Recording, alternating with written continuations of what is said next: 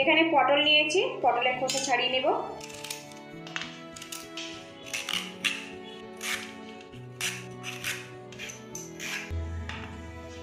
এখানে বাটি রেখেছি, বাটির মধ্যে পটলগুলো আমি দিয়ে দেব।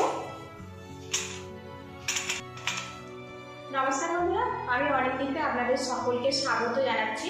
এখন তো গরমকাল চলেই এসছে, আর গরমের সময় বাজারে প্রচুর পরিমাণে পটল পাওয়া যায়। এই পটল দিয়ে দারুণ আর ইউনিক স্বাদের একটা রেসিপি আপনাদের সাথে শেয়ার করব। তো প্লিজ বন্ধুরা পুরো ভিডিওটি দেখার অনুরোধ রইল আমি কীভাবে বানাচ্ছি। আজকের রেসিপির জন্য এখানে আমি পটল নিয়েছি, আর বন্ধুরা পটলটা আপনারা কম বেশি করে নেবেন। পটলটা আগে থেকে আমি ধুয়ে পরিষ্কার করে নিয়েছি। এবার এর গায়ের খোসাটা অল্প রেখে অল্প করে আমি এইভাবে ছাড়িয়ে নেব। এইভাবে আমি পটলটা ছাড়িয়ে নেব, এইভাবে দেখুন। এখন যেহেতু পটলটা কচি আছে সেই জন্য আমি অল্প খোসা এইভাবে রেখে দিচ্ছি। পটলের মুখটা আর পিছনের দিকটা এইভাবে কেটে নেব।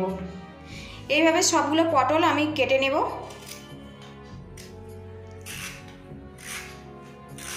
এখানে দেখুন পটলের খোসাগুলো আমি ছাড়িয়ে নিয়েছি, আর এখানে আমি একটা গ্রেটার নিয়েছি। এই বোলের মধ্যে গ্রেটারটা রেখে আমি পটলটা গ্রেট করে নেব এইভাবে। এখন যেহেতু কচি পটল, তো এর মধ্যে তেমন কোনো শক্ত দানা নেই। আপনারা চাইলে দানাটা বাদ দিতে পারেন, আবার দানাটা পছন্দ করলে রেখেও দিতে পারেন। তো দেখুন একটা পটল আমি গ্রেট করে নিয়েছি, আর একটা পটল আমি নিয়ে নিলাম, আর এইভাবে সবগুলো পটল আমি গ্রেট করে দেব। এবারে এর মধ্যে দিয়ে দেবো কাঁচা লঙ্কা কুচি, ঝালটা স্বাদ মতো দিতে হবে। এবারে এর মধ্যে দিয়ে দেবো হাফ চামচ হলুদের গুঁড়ো, দিয়ে দেবো হাফ চামচ জিরের গুঁড়ো, দিয়ে দেবো হাফ চামচ আদা রসুন পেস্ট। এবারে এর মধ্যে দিয়ে দেবো দুটো ডিম, ডিমটা আপনারা কম বেশি করে নিতে পারেন। দিয়ে দেবো স্বাদ মতো লবণ। এবারে এর মধ্যে দিয়ে দেবো 2 চামচ পরিমাণে বেসন। এবারে এখানে আমি একটা হাতা নিয়েছি, আর এটা ভালো করে আমি মিক্স করে নেব। এদিকে দেখুন মিশ্রণটা আমার রেডি হয়ে গেছে। এবার একটু আমি সাইড করে নেব। এখানে আমি 4টে বাটি নিয়েছি, আর বাটির মধ্যে তেল লাগিয়ে রেখেছি। এবারে এখান থেকে ডিম আর পটলের মিশ্রণটা বাটির মধ্যে দিয়ে দেব।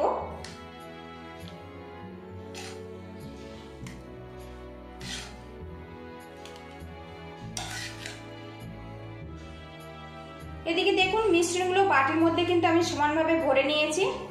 এদিকে কড়ার মধ্যে কিছুটা জল দিয়েছিলাম, জলটা এখন দেখুন বেশ ফুটে গেছে। এবারে এর মধ্যে বাটিগুলো আমি দিয়ে দেব।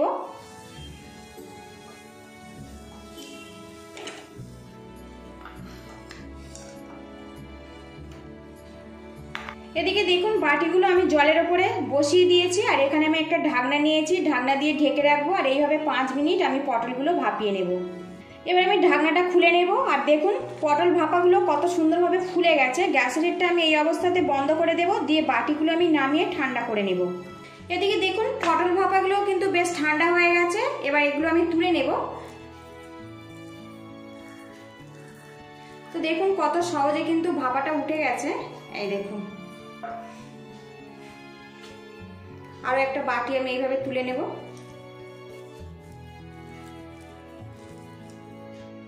সবকটা পটল ভাপা আমি তুলে নিয়েছি। দেখুন এদিকে প্যানটা গরম করে নিয়েছি, আর এর মধ্যে দিয়ে দেবো সাদা তেল। আর আজকে পুরো রান্নাটা আমি সাদা তেলে বানাবো। এদিকে দেখুন তেলটা গরম হয়ে গেছে। এবার এর মধ্যে আমি পটল ভাপাগুলো দিয়ে দেব, দিয়ে উল্টে পাল্টে ফ্রাই করে নেব।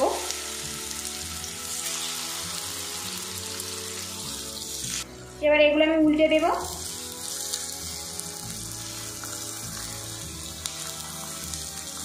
পটল ভাপাগুলো দুটো দিক আমি ভালো করে ভেজে নিয়েছি। এবার এগুলো আমি তুলে নেব। তো দেখুন এই পোর্শনটাও কিন্তু খুব সুন্দরভাবে রেডি হয়ে গেছে, আর এখন কিন্তু খুব সুন্দর একটা গন্ধ বেরিয়েছে। এবার এগুলো আমি তুলে নেব। আবারও প্যানের মধ্যে আমি 2 টেবিল চামচ সাদা তেল দিয়ে দিলাম। এবার এই তেলের মধ্যে দিয়ে দেবো 1 টুকরো করে গোটা গরম মশলা। এবারে এর মধ্যে দিয়ে দেবো পেঁয়াজ বাটা। এখানে আমি 3 চামচ পরিমাণে পেঁয়াজ বাটা ব্যবহার করেছি। পেঁয়াজটা আমি ফ্রাই করে নেব। এবারে এর মধ্যে দিয়ে দেবো 1 চামচ পরিমাণে আদা রসুন পেস্ট।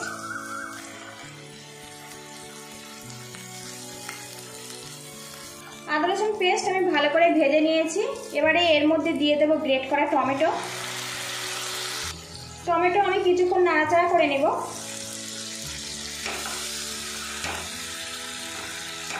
এবার এর মধ্যে দিয়ে দেবো হাফ চামচ হলুদের গুঁড়ো, দিয়ে দেবো হাফ চামচ জিরের গুঁড়ো, হাফ চামচ ঝাল লঙ্কার গুঁড়ো, ঝালটা স্বাদ মতো দিতে হবে, দিয়ে দেবো হাফ চামচ কাশ্মীরি রেড চিলি পাউডার।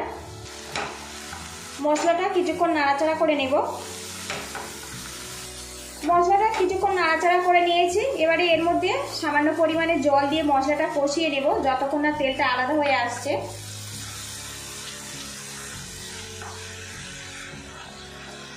গ্যাসের হিটটা একদম লোতে রাখবো, একটা পাত্র দিয়ে ঢেকে রাখবো 2 থেকে 3 মিনিটের জন্য। ঢাকনাটা আমি খুলে নেব। আর এদিকে দেখুন মশলাটা কিন্তু বেশ কষে গিয়েছে, তেলটাও বেশ আলাদা হয়ে গেছে।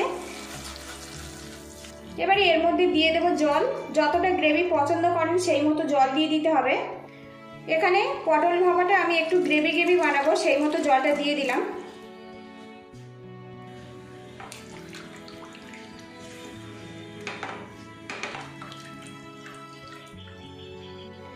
এবারে এর মধ্যে দিয়ে দেবো স্বাদ মতো লবণ।